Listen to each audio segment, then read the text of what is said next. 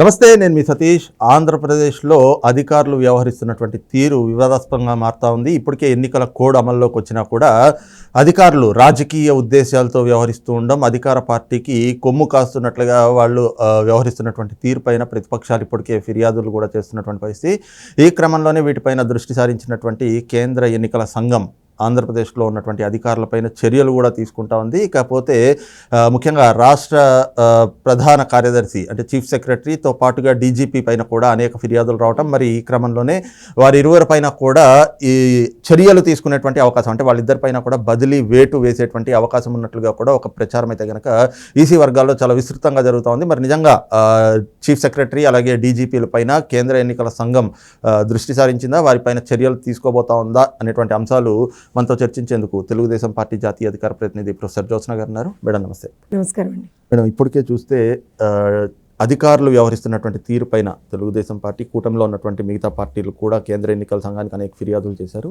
ఈ రోజున డీజీపీ కానీ లేదంటే చీఫ్ సెక్రటరీ కానీ వాళ్ళిద్దరూ వ్యవహరిస్తున్నటువంటి తీరు కూడా అత్యంత వివాదాస్పదంగా ఉంది అంటూ మీరు ఫిర్యాదు కూడా చేశారు. మరి ఎన్నికల సంఘం వారిపైన చర్యలు తీసుకోబోతున్నట్లుగా కూడా ఒక ప్రచారం జరుగుతుంది. దీనిపైన మీ అబ్జర్వేషన్స్ ఏంటి? ఇప్పుడు ఈ ఎన్నికల నోటిఫికేషన్ వచ్చిన తర్వాత అని కాదండి, ముందరి నుంచి కూడా గత 5 సంవత్సరాలుగా మనం ఏం చూస్తున్నామంటే ఒక వింత పోకడం చూస్తున్నాం. ఆంధ్రప్రదేశ్ రాష్ట్రంలో కంప్లీట్గా అధికారులు అందరూ కూడా ప్రభుత్వంలో ఉన్నటువంటి పెద్దలకి, ప్రభుత్వంలో ఉన్నటువంటి వ్యక్తులకి సరెండర్ అయిపోయారు ఒక రకంగా. సో ఇప్పుడు ఈసీ నోటిఫికేషన్ వచ్చిన తర్వాత అది మారాలి కదా. అయినా సరే ఇప్పటికీ మనం ఏం చూస్తున్నాం, మన వాలంటీర్లకు సంబంధించినటువంటి అంశంలో ఏదైతే పెన్షన్ల పంపిణీ అంశంలో కూడా సిఎస్ గారు ఏ రకంగా బిహేవ్ చేశారో చూసాం. కేంద్ర ఎన్నికల కమిషన్ నుంచి ఒక ఆదేశం వచ్చిన తర్వాత కూడా దాన్ని పాటించకుండా దానికి ఒక రకంగా దాన్ని ఛాలెంజ్ చేస్తూ ఒక సమీక్షా సమావేశం లాంటిది పెట్టి మేము ఎలా చేయాలి చెప్పింది కదా కేంద్ర ఎన్నికల సంఘం మీకు ఏం చెయ్యాలో, దానికి మళ్ళీ మీరు కేంద్ర ఎన్నికల సంఘాన్ని కూడా ఛాలెంజ్ చేస్తూ ఎలా చేస్తారు? అండ్ ఆల్సో మొన్న ఏవైతే దాడులు జరుగుతూ ఉన్నాయో, రాళ్ల దాడి మన రాష్ట్ర ముఖ్యమంత్రి మీద జరిగింది, ఎవరు బాధ్యులు అనేటువంటి దాని మీద ఒక క్షణం పక్కన పెడితే అసలు పోలీసు అధికారుల తీరు ఆ రోజున ఎలా ఉంది, ఎంత అనుమానాస్పదంగా ఉంది. అసలు నిజంగా వీళ్ళే ఏమన్నా చేశారా అనే డౌట్ వచ్చేట్టుగా ఉంది. మరి ఎందుకు దాని గురించి ఎవరు మాట్లాడలేదు? అసలు సంబంధిత అధికారుల మీద ఎందుకు ఇప్పటివరకు చర్యలు లేవు? అంతే కదా, అదే కదా మాట్లాడాల్సింది.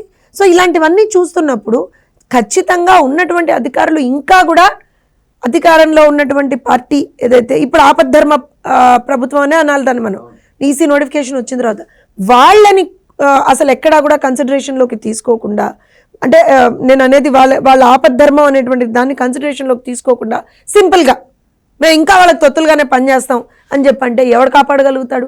ఖచ్చితంగా అందుకనే మేము ఎక్కడికక్కడ ఏం జరుగుతోంది అనేటువంటి దాని మీద ఒక రిప్రజెంటేషన్స్ ఇస్తూ ఉన్నాము. వాళ్ళ మీద బదిలీ వేటు పడాల్సిందే, ఈసీ దీని మీద చర్యలు తీసుకోవాల్సిందే, తీసుకుంటుందని చెప్పి మేము భావిస్తున్నాం. ఎందుకనంటే మీరు మొన్న బాలినేని గారి ఇష్యూ కూడా చూశారు కదా, ఏ రకంగా బిహేవ్ చేశారు.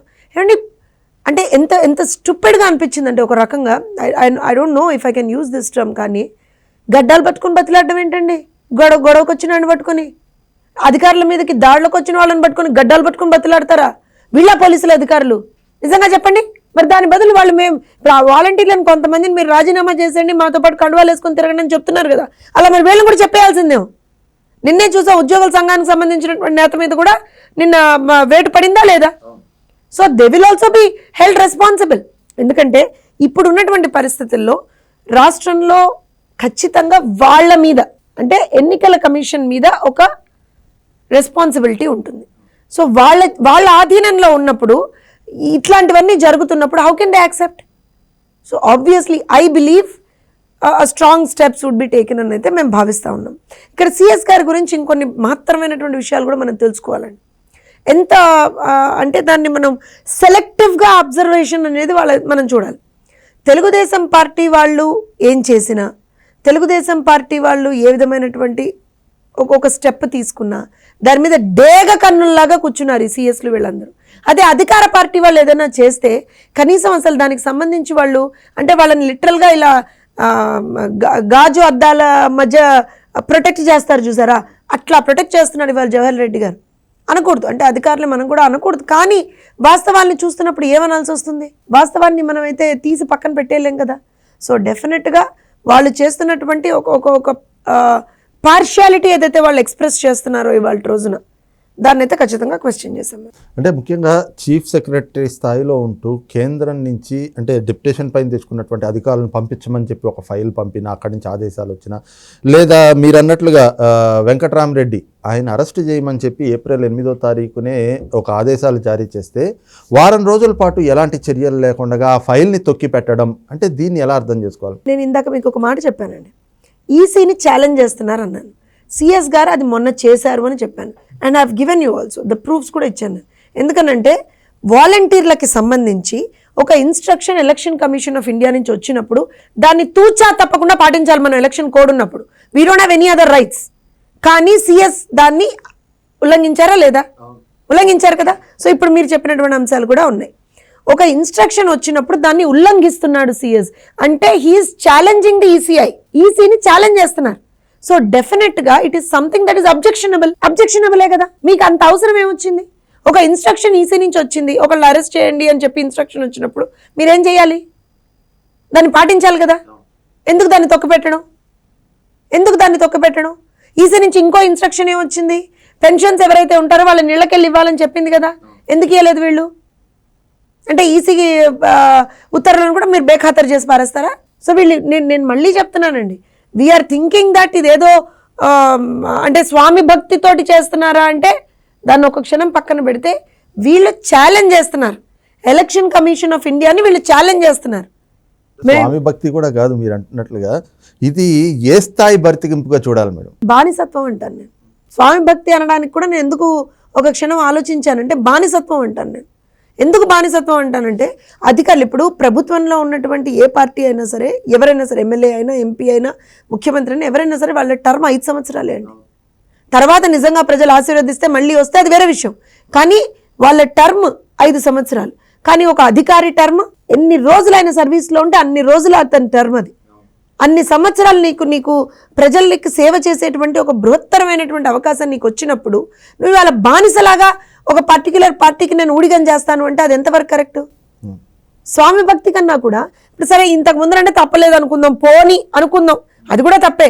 కానీ తప్పలేదు, వాళ్ళ అధికారంలో ఉన్నారు, ఏదో వీళ్ళ మీద ఒక ఇబ్బంది పడేటువంటి పరిస్థితులు. కానీ ఇప్పుడు యు ఆర్ ఫ్రీ కదా. You come under the purview of the election commission. You don't come under the purview of the state government or anybody else. So అలాంటప్పుడు why are you doing this? Why అనేటువంటి దానికి క్వశ్చన్కి answer CS గారు అయితే చెప్పగలుగుతారేమో నాకు తెలిసి. అయితే ముఖ్యంగా వీళ్ళకి సంబంధించినటువంటి బదిలీలు నిన్న సాయంత్రానికే వస్తాయి అనుకున్నప్పటికీ కూడా మరి నిన్న అయితే రాలేదు. మరి ఎప్పటికీ ఈ చర్యలు ఉండేటువంటి అవకాశం? నేను అనుకోవడం అండి, ఈసీ చాలా స్ట్రిక్ట్గా ఉన్నారు. చాలా ఇప్పుడు మనం నిన్న కూడా చూసాం, ఒకళ్ళిద్దరు మొన్న కొందరు అఫీషియల్స్ మీద వేటు పడ్డం చూసాం మనం. సో దే ఆర్ చాలా క్లియర్గా వాళ్ళు గమనిస్తూ ఉన్నారనమాట ఏం జరుగుతుంది రాష్ట్రంలో అనేటువంటిది. అండ్ ఆల్సో ఎప్పటికప్పుడు అటు ప్రతిపక్షాల నుంచి నాకు తెలిసి రెగ్యులర్గా వాళ్ళకి అప్డేట్స్, కంప్లైంట్స్ రూపకంలో వెళ్తూ ఉన్నాయి. సో ఖచ్చితంగా వాళ్ళు చర్యలు తీసుకుంటారు అని మేము భావిస్తున్నాం. ఇవాళ రేపో రావాలని చెప్పి మేము భావిస్తున్నాం. రైట్, ఇది చూస్తున్నాం కదా. ఇప్పటికీ అంటే ఎన్నికల కోడ్ అమల్లోకి వచ్చినా కూడా అంటే నిష్పాక్షికంగా పనిచేయాల్సినటువంటి అధికారులు ఇవాళకి అధికార పార్టీకి పాదాక్రాంతమైనట్లుగా తమ బానిసత్వాన్ని చూపించుకున్నట్లుగా వ్యవహరిస్తున్నటువంటి తీరు మాత్రం చాలా అభ్యంతరకరంగా ఉంది. ఈ క్రమంలోనే కేంద్ర ఎన్నికల సంఘం అన్నిటిపైన దృష్టి సారించింది కాబట్టి ఎన్నికలు స్వేచ్ఛాయుత వాతావరణంలో జరగాలి అంటే ఖచ్చితంగా ఈ రకమైనటువంటి అంటే చీఫ్ సెక్రటరీ జవహర్ రెడ్డి లేదా డీజీపీ కసిరెడ్డి రాజేంద్రనాథ్ రెడ్డి లాంటి అధికారులపైన చర్యలు అయితే వెంటనే తీసుకోవాల్సినటువంటి ఆవశ్యకత కనిపిస్తూ ఉంది. మరి ఎన్నికల సంఘం కూడా ఆ దిశగా అడుగులు వేస్తుందనే భావిస్తున్నాం అన్నటువంటి భావన కూడా తెలుగుదేశం పార్టీ జాతీయ అధికార ప్రతినిధి ప్రొఫెసర్ జ్యోత్స్న గారు వ్యక్తం చేస్తూ ఉన్నారు. Thank you.